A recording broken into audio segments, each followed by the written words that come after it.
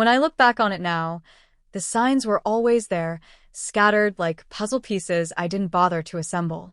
My name's Ethan, 28, and I'd been with Claire for almost 4 years.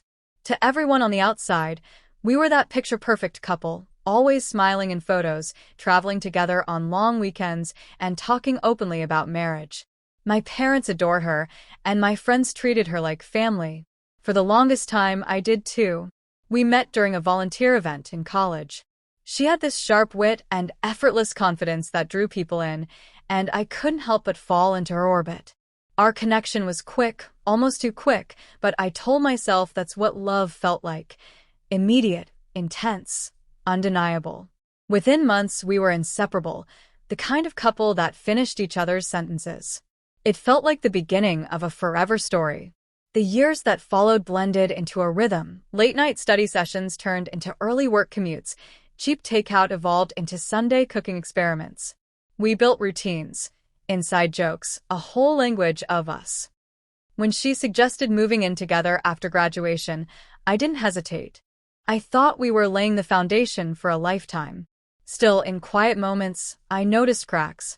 Claire's phone always seemed to light up with messages she brushed off as work stuff. There were names I didn't recognize, co-workers I'd never met, friends I was never invited to know. Among them, one name cropped up more than once: Jacob. She introduced him casually, a colleague who sometimes helped her with projects. At the time, I shrugged it off. Relationships are built on trust, right? That's what I told myself every time her vague explanations didn't quite add up. I wasn't oblivious, though. Little things gnawed at me. Her sudden need for girls' nights, the occasional slip where she mentioned Jacob in contexts that didn't fit work. But whenever my gut stirred, I silenced it. I wanted to believe in her more than I trusted myself. That's love's greatest trick. It blinds you just enough to ignore what you'd otherwise see clearly. The morning everything shifted started out ordinary. Claire had errands, and I was catching up on work from home. Around noon, my phone buzzed. A text from her lit up my screen. "Having lunch with Jacob, just call an Uber." I stared at it unblinking. The words made no sense. Why would I need an Uber? I was still at home. We hadn't made any plans that required one. And why was she assuming I was somewhere else, needing a ride? For a moment, I thought it was a mistake, maybe a message meant for someone else. But the knot tightening in my chest told me otherwise. I reread the message, each word sharper than the last. My hands went cold. In that instant, the puzzle pieces I'd ignored began to shift into place. Something was wrong, very wrong. And for the first time in years, I couldn't silence the voice in my gut. The text sat on my screen like a riddle I couldn't solve. My first instinct was denial. Maybe she mistyped. Maybe she meant to send it differently. But the longer I stared at it, the less sense it made. She thought I was somewhere else, needing an Uber, while she was with Jacob. The very thought of her being alone with him sent a shiver through me. I tried to push away the suspicion, but it clung to me. My mind scrambled for explanations. A surprise errand? A clumsy mistake? Yet, every possibility I invented seemed weaker than the gnawing truth I was afraid to face. I opened the Uber app out of curiosity. No ride was scheduled under her account. That tiny detail made my stomach twist. She hadn't meant the message as some logistical reminder. It wasn't for me at all. She had assumed I wasn't where I actually was, and that single fact changed everything. I set my phone down, palms damp, and let the silence of the apartment close in on me. The hum of the fridge, the ticking of the wall clock, it all felt unnaturally loud, as if the world itself was holding its breath with me. I called a mutual friend, just to ground myself. When I asked if they knew where Claire was, the pause on the other end of the line told me more than words could. A hesitant, "I think she mentioned grabbing lunch," followed by an awkward attempt to change the subject, only deepened the pit in my stomach. They knew something, or at least suspected. I hung up before the conversation turned into an interrogation. My hands shook, but I forced myself to think clearly. I didn't want to lash out, accuse her blindly, or become the villain in my own story. I needed clarity. I needed proof. By the time Claire returned later that afternoon, I had replayed 100 scenarios in my mind. When she walked through the door, her smile seemed just a little too forced. She kissed me quickly, as though hoping to skip past whatever tension hung in the air. "Busy day?" I asked, my voice steady in a way that surprised me. She nodded, avoiding my eyes. "Yeah, work lunch. You know how it goes." But that slip, "work lunch," hit me like a hammer. Her text hadn't said work. It had said Jacob. I leaned closer, catching the faint trace of cologne that wasn't mine. Subtle, but unmistakable. My chest tightened, my thoughts spiraling. Every detail, the text, the evasions, the smell, stacked up until the picture became undeniable. She busied herself in the kitchen, chattering about nothing, but I wasn't listening. I was cataloging evidence, piecing together the story she wasn't telling. The trust one had guarded for years cracked that day, crumbling under the weight of her contradictions. I didn't confront her yet. Not then. I needed more than suspicion. I needed the truth, spoken from her lips, so there could be no escape, no rewriting of the story later. And as I watched her move through our apartment, pretending everything was normal, I realized something had already changed inside me. I wasn't going to silence my gut anymore. That night, the apartment felt colder than usual, as if the walls themselves were bracing for what was coming. I had rehearsed the words in my head a dozen times, yet when I finally spoke them, they came out quiet, almost gentle. "Claire," I began, keeping my voice level. "Who's Jacob to you, really?" Her fork froze midair. For a moment, she didn't breathe. Then, with a forced laugh, she shrugged. "I told you, he's just a friend from work." "Why?" I held her gaze, refusing to blink. "Because you texted me today. Having lunch with Jacob, just call an Uber." I paused, letting the words hang between us like a blade. Why would I need an Uber if I was here all day? Her color drained. She fumbled for her glass of water, stalling. That was nothing. Just a mix-up. "You're overthinking again."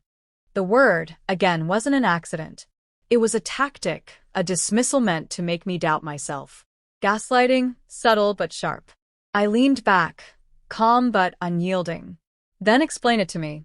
Help me understand." Her eyes darted, searching for an exit. "We're just friends," she insisted, her voice tightening. "We grabbed lunch, that's all. You're making this bigger than it is." I almost wanted to believe her. Almost.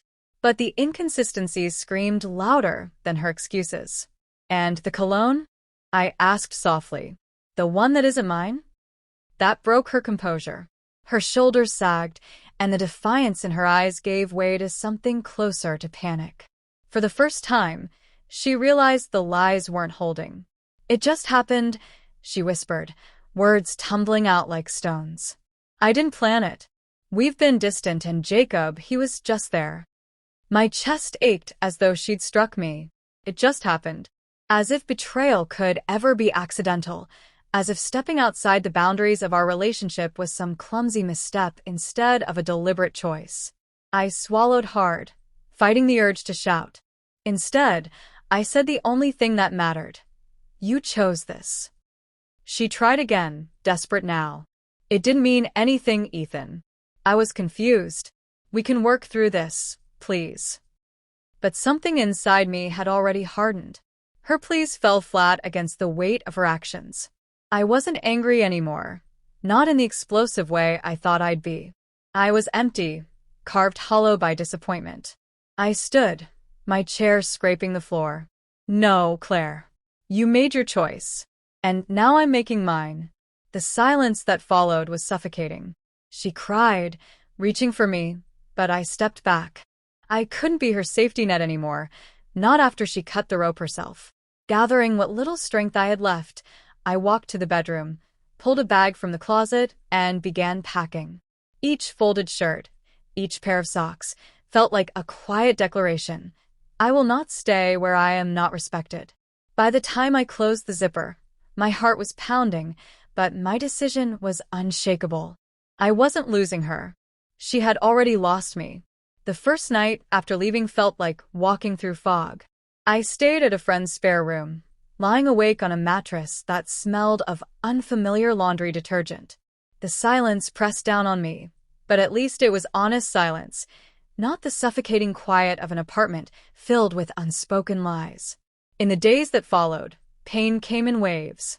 Morning coffee without her laugh, empty space on the couch, her toothbrush still by the sink in my memory. Every detail reminded me of what I'd lost, or at least what I thought I'd lost. The truth is, I hadn't lost much at all. I'd shed something that was already poisoned. Friends reacted in different ways. Some were stunned. Others admitted they'd suspected something for months, but hadn't wanted to interfere. A few even tried to defend her, suggesting maybe it was just a mistake. But betrayal isn't an accident. It's a decision repeated until it becomes undeniable. I stopped engaging in those debates. My story was mine, and I knew what had happened. To keep from drowning in bitterness, I turned inward. I started journaling each night, forcing my tangled thoughts into words. The pages became both confession and compass, showing me where I'd been and where I needed to go. I picked up old hobbies I had let slip away, guitar strings under my fingers, paintbrushes across blank canvases. Little by little, I reclaimed parts of myself I hadn't realized I'd given up. I threw myself into the gym, not out of vanity, but out of necessity. Every drop of sweat reminded me I was alive, that my body could carry me forward even when my heart lagged behind. I reconnected with family, spent weekends with my parents, laughed with my siblings, rediscovered the grounding force of people who loved me without condition. The lesson that crystallized through all of this was simple, though not easy. Love without trust is nothing. And when trust is broken, the wound it leaves isn't a reflection of your worth, it's a reflection of the betrayer's weakness. Claire hadn't cheated because I wasn't enough. She had cheated because she wasn't strong enough to honor what we had. I don't pretend I walked away unscathed. Betrayal leaves scars, invisible but sharp. Yet those scars don't define me. They remind me that I survived, that I chose dignity over desperation. That's the quiet triumph of being human. Even when others fail us, we have the power to stand, to rebuild, to carry our story forward on our own terms. Weeks later, I passed Claire on the street by accident. She looked smaller somehow, weighed down. She tried to smile, but it faltered when she saw the calm in my eyes. I nodded politely and kept walking. No words, no anger, just peace. Because in the end, I didn't lose a partner. I lost someone who didn't value me. And she lost someone who would have moved mountains for her. That's not my failure. That's hers. And as for me, I'm still here, still standing, still moving forward.